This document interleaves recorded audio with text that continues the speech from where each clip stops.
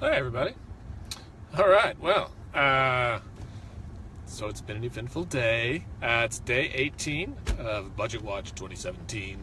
Dun dun dun. We're still watching. Still no budget. Still no significant revenue measures. So last night, kind of late, I heard from a couple of different legislators, folks in leadership that said that they thought they'd heard we're very close to a deal that would include GPT, gross production tax increase. And so that was encouraging. We really were hoping that would kind of come up. And today, I mean, that's the 800-pound gorilla in the room. That's the thing, the stopgap that's stopping all the other conversations. And so all day it's been rumored. Whoa, that didn't work out. All day it's been rumored that they would be talking about it. It's a pretty slow start to the day. Also today, we got some severe weather. I just found a parking spot in front of the Capitol. I'm watching this giant storm. It's growing out to our west. Seriously, if you're watching this, you should pull up the radar as soon as I'm done in a few minutes and maybe consider getting home early. Anyway, so today also was the Save Our State Coalition, of which we are a part.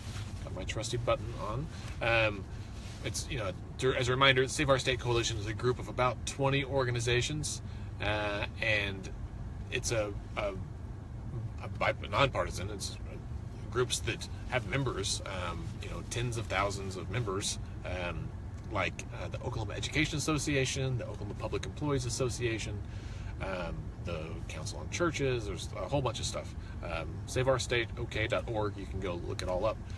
But together they represent hundreds of thousands of Oklahomans who are just regular folks that care about their kids and their communities and having having good roads and having health care and having teachers and properly funding corrections and all this stuff, all the regular stuff, the stuff that makes society, that makes life possible day in and day out. Anyway, so this whole group put out a budget blueprint more than a month ago, and a big chunk of that was the gross production tax increase. So increasing the gross production tax on new wells, all wells to 7%, which is what it used to be. It was that for years. We cut it during the oil boom, and kind of short-sighted move. Other states raised it so they could kind of get a little nest egg away to increase the rainy day fund in case the price of oil should tank, as it so often does. It's a cyclical industry. Everyone knows this. So other states planned ahead. Oklahoma didn't. We did the opposite. And we kind of decided, well, we give money back to them, give them bigger profits, and that resulted in us in Oklahoma quickly running out of money and being even more beholden to the oil and gas industry than we already were. And so now, man, we're in a pickle.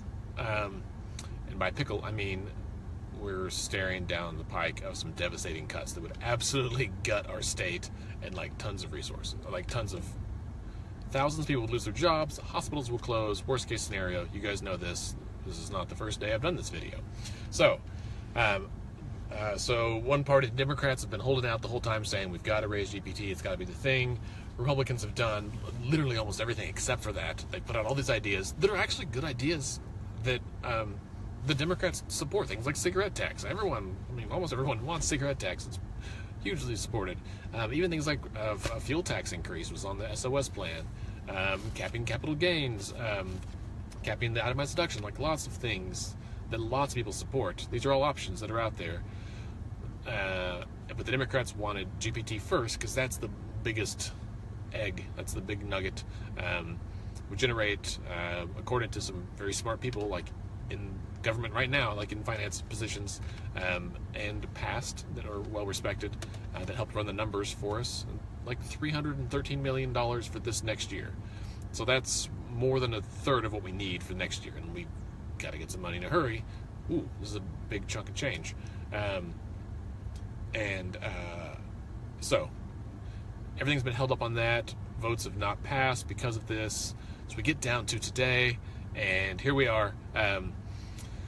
Heard last night, okay, it's coming out. They didn't know the amount last night. I heard early this morning it might be 5%, which honestly would be palatable, I think. to lots of people. So the SOS group showed up today. Had a lot of folks. We've been joking. The reason we're wearing this, we've been joking that it's that our state is sinking, and that we need to find a way to save our state. Right, hence the life vests and the logo.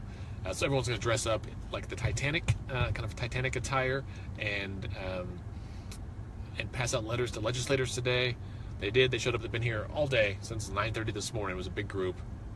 Lined the halls of McCall's office and Schultz's office, because everything we've heard says that it was coming down to the two of them were the ones that were holding up the vote. This afternoon, kind of late, I had to do other work today, but I saw online on Twitter, and then started getting texts from people of like, OMG, the oil and gas people are here. And I guess I saw the bus. They were bust employees from oil and gas companies. And Continental, I think, was one. Maybe the only one, I don't know. But there was several buses of people who showed up with really nice signs that they had printed, and they were protesting against an increase in GPT. So now we've got sides from both sides. And of course, people are accusing the oil and gas folks, especially, of being paid protesters, because they may have been on the clock, maybe they took leave time and then volunteered to be bussed over here. I don't know. But as I just pulled up a second ago on my lunch break, I ran into some people in the parking lot, and I just started asking them questions, whether I knew them or not, and to find out, because a lot of them are leaving right now, to kind of say, hey, what's going on today, and what do you know? And for those conversations with people, and even the oil and gas folks, they said, we came here because of this, and I said, well, they're protesting, we don't want an increase on the gross production tax. And they said, we don't want it to be 7%. And I said, okay, what's the rate at now? And they said they didn't know. And what's funny is I ran into someone with the SOS Coalition who said she'd had the same conversations. And so I started just asking folks too, well, what's the rate now? And they're like, well, we don't know, but we know we don't want it to be 7. So just at face value, that's kind of hilarious, right? They're like, we don't want it to be 7. But they don't even know what they're protesting against. What if it's 13? What if we're doing you a favor? They don't know.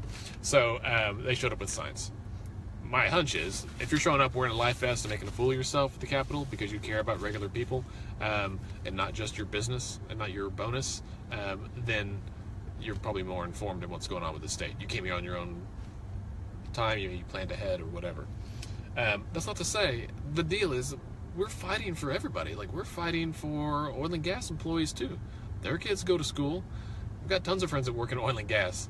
The industry itself is not bad. Those are not bad people. No one's trying to vilify them. Honestly, we all drive on the same roads. We have the same fire department, police. We have the same families that live in rural areas. Oil and gas has a ton of folks that live in rural Oklahoma. And if you get hurt on the rig, you got to go to the nearest hospital. It's really going to suck if that hospital closes. And so I think this is what Let's Fix This is all about. This is about getting people engaged and informed about the issues so that you can be more engaged. Most of us fly through life and don't pay attention and don't know a darn thing about what's going on at our local or state government. We barely know what's going on in Washington, even though it gets better coverage. And so what we really want to do is to try to help people understand both sides of the issue. Let you make your own decision.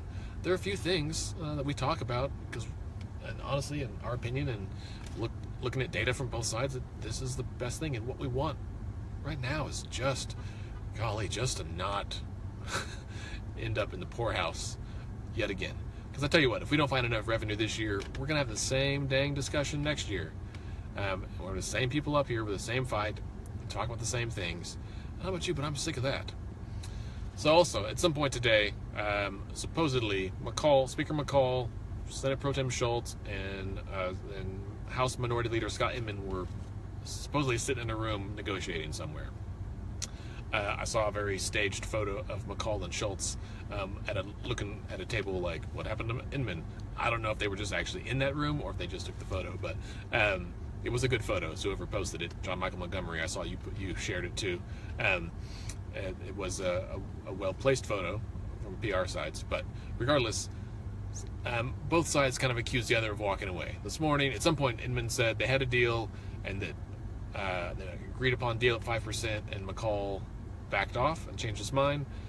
This afternoon we heard McCall said, nope, Inman was the one that left the table. Listen, I wasn't in the room, but everyone should get back in the room, right? Either go home right now and like protect your families and watch some severe weather coverage and have a cold beer and just relax, man, chill out for a while, or hurry up and knock it out and go home. So, and like, let's not do this. Tomorrow's Friday. It's the last day. We got a chance of storms tomorrow afternoon as well. I really hope, man, that they can get in here and get this deal done either tonight, in the next like hour, and then get home and be safe. Because I mean, let's be honest, we don't know if this capital is going to sustain a direct hit and if it's going to survive it, because it's already a little rickety right now. That's why we're working on it. But secondly, we don't know if they can get back tomorrow and get it knocked out. Great, we can go home. Governor Fallon, if you get enough revenue, Governor Fallon can sign it next week, and everyone can go home and have sine die, and then the parties you had last night won't seem so ridiculous. So that's best case scenario. Stay tuned. I think I'm going to be on KOKC AM 1520 this evening, probably shortly, like 4 o'clock hour. So probably around 4:10 or so. If you want to tune in, AM 1520. I'm talking with Matt Garrett to discuss kind of what's happened here at the Capitol. Stay tuned on Twitter, Facebook. We'll try to keep you apprised of what's going on. Also, stay weather aware today, you guys. This is a serious day. It's the first time in 5 years that we've had a high threat of tornadoes, and for the last hour there's been a big tornado down in southwest Oklahoma. Haven't seen any damage reports. Hopefully it was out in the field, and hopefully everyone's okay. But let's everyone be safe, hunker down, and we'll talk to you tomorrow. Thanks.